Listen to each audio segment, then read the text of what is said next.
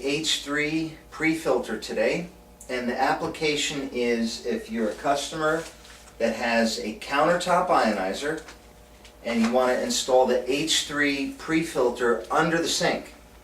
You don't want to drill any hoses or have any holes in your countertop, so what we're going to do is we're going to connect the H3 filter directly to your cold supply under the sink so that you can use the supplied ionizer diverter, just so everybody can see, which we're not going to screw on today for time, but basically it installs here, and then the hose from the ionizer connects to this barb at the end, and then every time you turn on your sink water, you'll have the option of flipping this lever one way to send the water to the ionizer, or flipping it the other way to use your faucet as normal.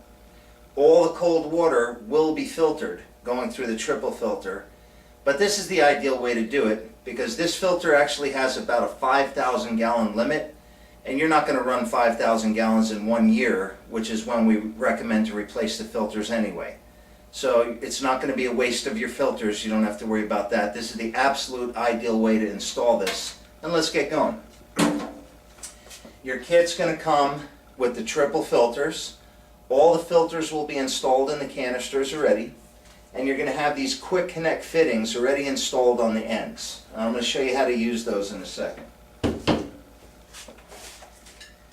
You're also going to have some tubing, and it's not going to be cut, it's going to be one long piece of tubing, and then you're going to have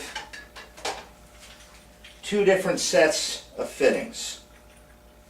You're going to have one set. Well, let me hold them up one at a time so you can see them. You're going to have one set that looks like this. One piece has threads and one piece has a collar. This is called the half-inch set. What this is for, under your sink, you're all going to have one of these. And this is your cold water shutoff valve. I'd love to show you under this sink, but the camera angle is not going to allow us to get under there, so I have to show it to you this way. So this is your cold water shutoff. There's usually two of those under the sink. The one on the left side is hot water, and the one on the right side is cold water. The best thing to do, since sometimes plumbers get those backwards, is to shut one off, go turn your hot water on, and make sure that there's no cold water coming out.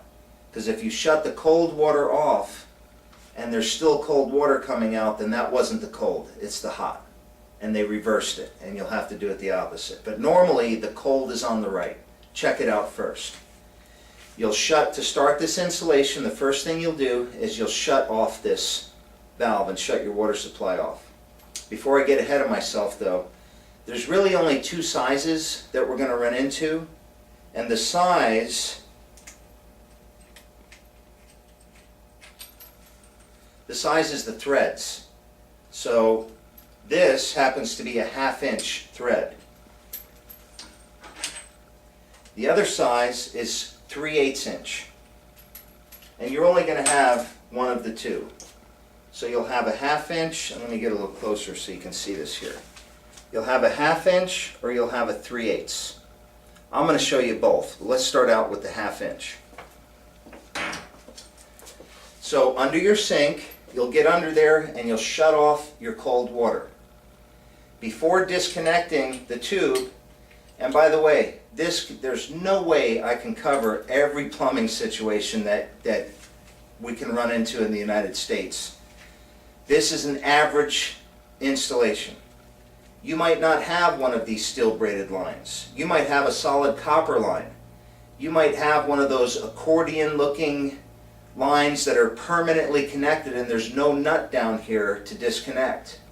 If that's the case, I highly, highly recommend that you get a plumber, or if you can do it yourself, great. Get rid of that thing. Get that accordion line out of there, replace your angle stop with an angle stop like this and a steel braided line. You're going to be happy you did it. You're looking at about $35 to get both of these replaced, the hot and the cold, and it's worth it. Trust me, it's worth it. Those things burst and they break all the time. They rust out. They're just no good. But anyway, you'll take the nut off, You can use any kind of pliers, or if you have an adjustable wrench, get under there and take this off.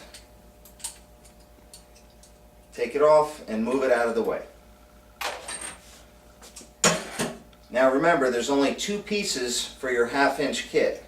You've got this piece here, and you've got this piece here.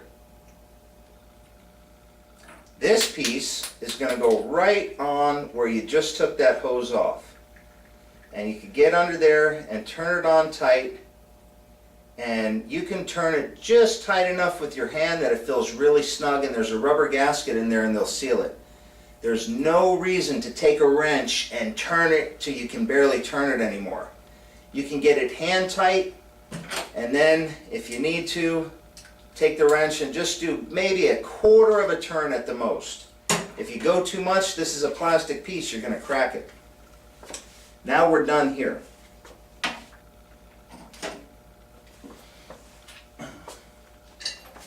Now remember, we have this that we disconnected from the angle stop, and it's just going to be hanging there. That's what the second piece is for. You're going to take this piece and do the same thing. Insert it into the end, hand tight, and you can take your pliers and just do an 1/8 or a 1/4 of a turn. That's it, and it'll seal. So now, when we look under your sink, you're going to have a situation that looks like this. Okay? Now I'm going to put these aside for a second, and I'm going to show you the same exact thing as if you were dealing with the 3/8 angle stop. So here's our 3/8 angle stop. You're going to do the whole procedure the same exact way. Take the hose off the same exact way. Our pieces for our 3/8 kit look a little bit different. They have a couple copper pieces on top, but they're going to accomplish the same exact thing. You'll take one piece, screw it down, same way. Now there is no nut on here, so there's nothing to get a wrench on. All you need to do is hand tighten this as hard as you can with your hand. Don't go super hard, but just get it snug. And then for this one, the same exact thing. So you'll put it into the hose. And again, this is going to cover 90% of the plumbing out there. Good hard turn, and that's it. It's done, it's sealed. And here's how your 3/8 finished setup will look. Okay? Just like that.